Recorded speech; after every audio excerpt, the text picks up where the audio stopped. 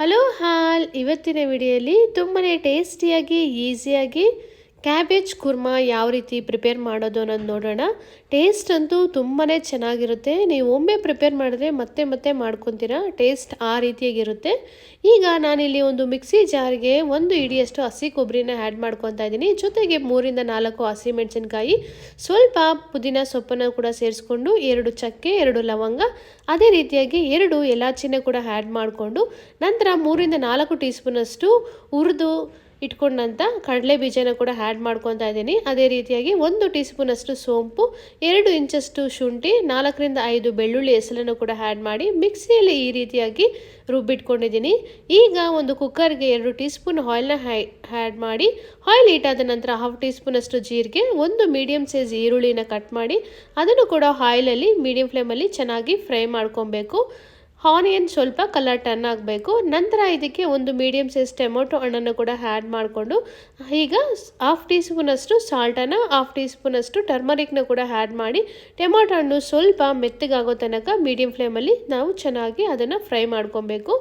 ಈಗ ಇದಕ್ಕೆ ನಾನು 1 ಟೀ ಸ್ಪೂನಷ್ಟು ಚಿಲ್ಲಿ ಪೌಡರ್, 1 ಟೀ ಸ್ಪೂನ್ ಧನಿಯಾ ಪೌಡರ್, 1 ಟೀ ಸ್ಪೂನಷ್ಟು ಗರಂ ಮಸಾಲನ್ನು ಕೂಡ ಆ್ಯಡ್ ಮಾಡಿ ಎಲ್ಲವನ್ನು ಚೆನ್ನಾಗಿ ಮಿಕ್ಸ್ ಮಾಡ್ಕೊಬೇಕು.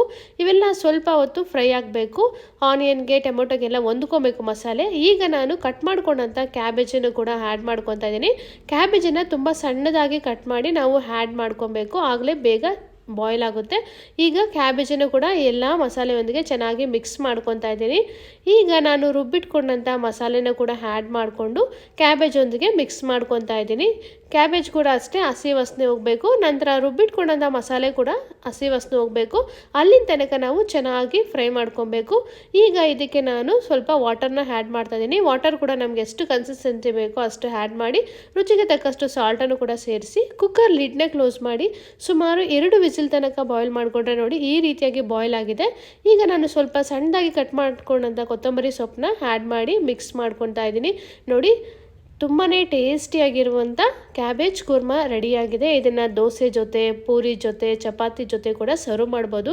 ಟೇಸ್ಟ್ ಅಂತೂ ತುಂಬ ಚೆನ್ನಾಗಿರುತ್ತೆ. ಸಿಂಪಲ್ಲಾಗಿ ಬೇಗ ನಾವು ಈ ಕ್ಯಾಬೇಜ್ ಕುರ್ಮಾ ಪ್ರಿಪೇರ್ ಮಾಡ್ಕೊಬೋದು. ಈ ರೆಸಿಪಿ ನಿಮ್ಗೆ ಇಷ್ಟ ಆಗಿದ್ರೆ ಪ್ಲೀಸ್ ಲೈಕ್ ಮಾಡಿ, ಶೇರ್ ಮಾಡಿ, ಕಾಮೆಂಟ್ ಮಾಡಿ.